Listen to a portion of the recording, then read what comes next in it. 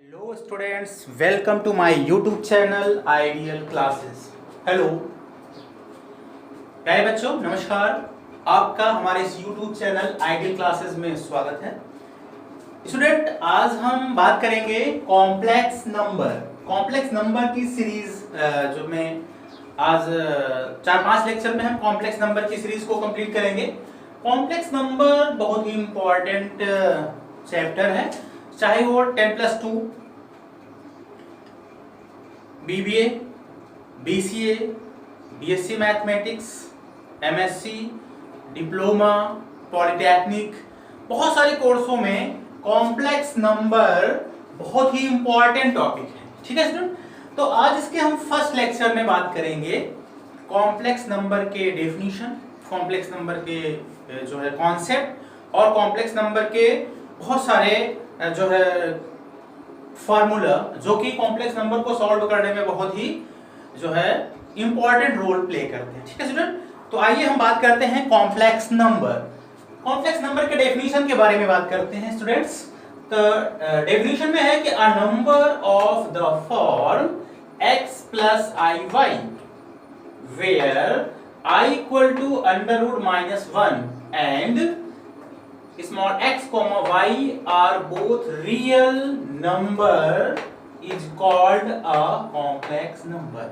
कहने का मतलब ये है कि एक ऐसा नंबर जो किस फॉर्म में हो, x plus iy के फॉर्म में हो, और जहां पे i क्या है, i इमेजिनरी वैल्यू होता है और इसकी वैल्यू होता है √-1 एंड जो हमारा यहाँ पे x और y दो टर्म यूज हुए हैं i को छोड़ के, तो where x and y are real number, तो इस तरह के जो है फॉर्म को हम कॉम्प्लेक्स नंबर बोलते हैं। ठीक है student, it is denoted by, complex number को वैसे बेसिकली z से रिप्रेजेंट किया जाता है, डिनोट किया जाता है, और अगर इसको हम एक्सपेंड करके लिखें तो होता है x plus iy। इसको दूसरा फॉर्म भी है z इक्वल टू हम स्मॉल x कॉमा y लिख सकते हैं। जो फर्स्ट प्लेस पर होता है वो रियल पार्ट होता है और जो सेकंड प्लेस पे होता है वो i के साथ इमेजिनरी पार्ट में होता है। यहाँ पे देखिए z equal to x plus i y, तो फर्स्ट पार्ट जिसमें i इन्वॉल्व नहीं है उसे हम रियल पार्ट बोलते हैं, और सेकंड जिसमें i इन्वॉल्व है उसे हम इमेजिनरी पार्ट बोलते हैं। तो दो पार्ट को मिला करके कोई कॉम्प्लेक्स नंबर बनता है। एक पार्ट रियल होता है जिसमें i इन्वॉल्व नहीं होता है, दूसरा पार्ट इमेजिनरी पार्ट होता है जिसमें i इन्वॉल्व होता है। ठीक है स्टूडेंट, अच्छा आगे बात करते हैं हम। अब हम बात करते हैं, आपको पता हो गया होगा, अब तो आपको क्लियर हो गया है कि कॉम्प्लेक्स नंबर क्या है।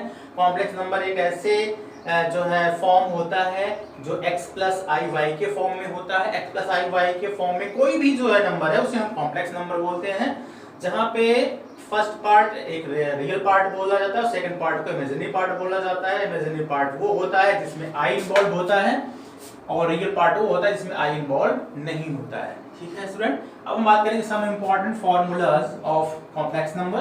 फर्स्ट आप देख लीजिएगा कि इफ मान लीजिए फर्स्ट z1 इक्वल टू मान लो x1 प्लस i y1 है, ठीक है, और z2 एक दूसरा कॉम्प्लेक्स नंबर है जिसकी वैल्यू है x2 प्लस i y2।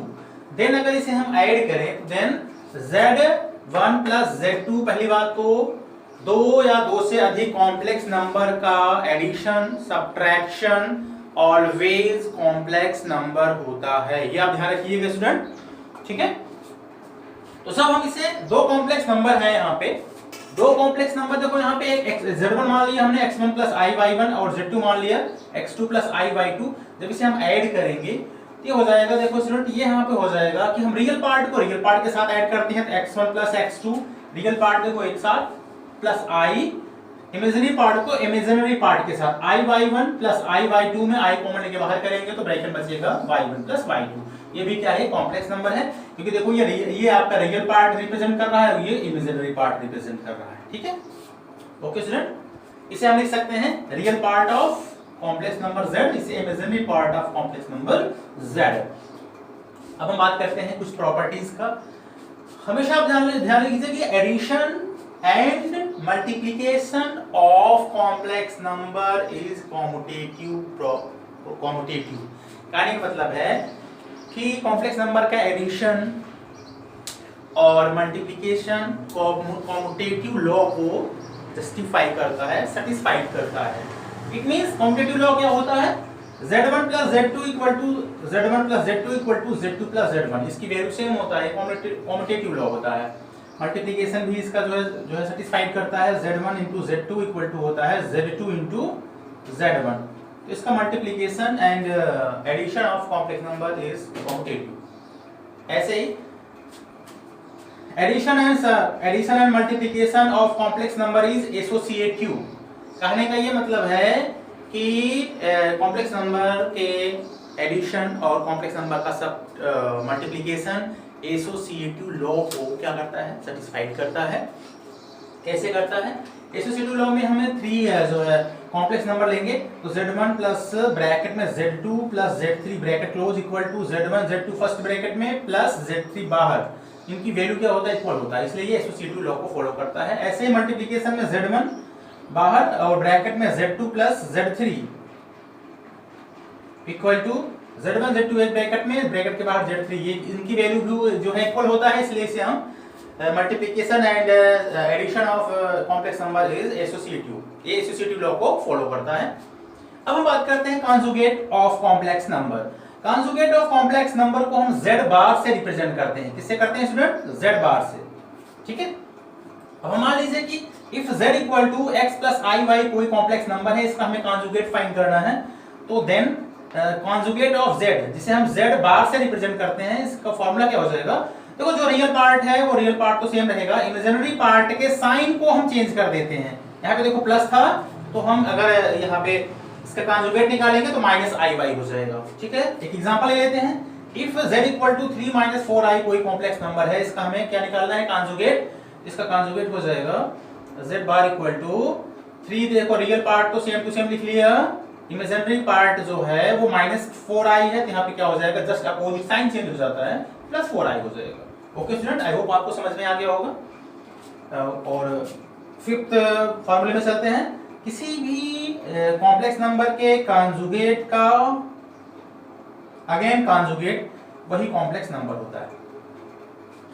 अगर कोई दो कॉम्प्लेक्स नंबर है वो एडिशन के साथ कॉन्जुगेट में है, इट मींस उसे हम सेपरेट अलग अलग, मतलब कि z1 plus z2 whole conjugate equal to होता है z1 conjugate plus z2 conjugate.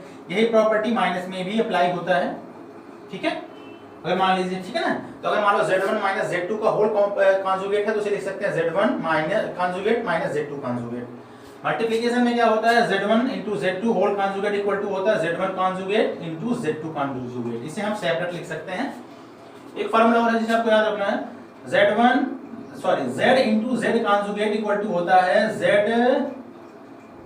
Modulus of z का होल स्क्वायर, और मॉड ऑफ z, इसका फार्मूला होता है x square plus y square, इसे बोलते हैं मॉडुलस ऑफ कॉम्प्लेक्स नंबर। कैसे निकाला जाता है, अभी इसको बताते हैं। देखिए मान लीजिए कोई एग्जांपल है कि if z equal to 3 plus 4i, sorry 3 minus 4i, क्या है, z इक्वल टू है कोई भी कॉम्प्लेक्स नंबर 3 माइनस 4i।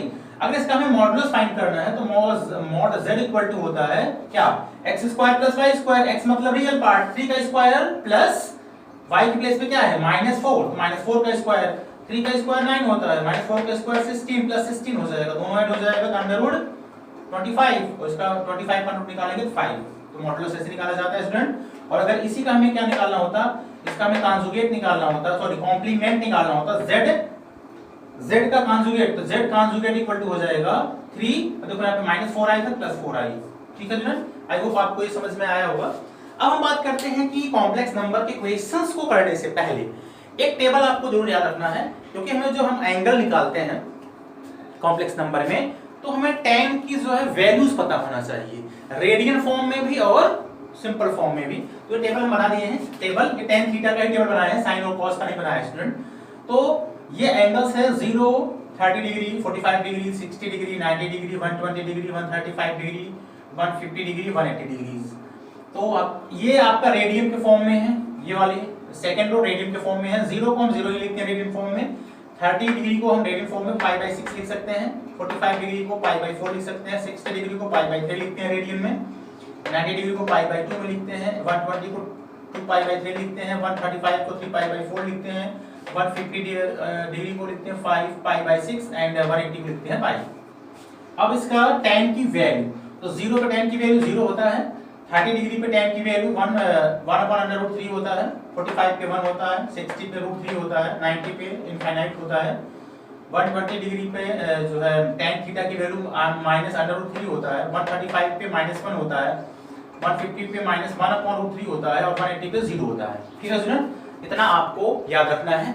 अगर इतना याद है तो आपको कॉम्प्लेक्स नंबर में कोई प्रॉब्लम नहीं होगा। एक बार फिर से रिकॉल करते रहें, complex number is a very important topic for the purpose of 10+2 classes and polytechnic, diplomas, BSc, MSc, BBA, BCA and many courses, BA mathematics, BSc computer science, इन सभी कोर्सों में ये complex number and TGT PGT के लिए भी complex number बहुत ही important topic है। तो कॉम्प्लेक्स नंबर क्या होता है? कॉम्प्लेक्स नंबर एक फॉर्म होता है इस तरह का x + iy, जिसमें कि एक रियल पार्ट होता है, एक इमेजिनरी पार्ट होता है। ठीक है, रियल पार्ट और इमेजिनरी पार्ट के कॉम्बिनेशन को कॉम्प्लेक्स नंबर बोलते हैं, जिसे z से रिप्रेजेंट करते हैं।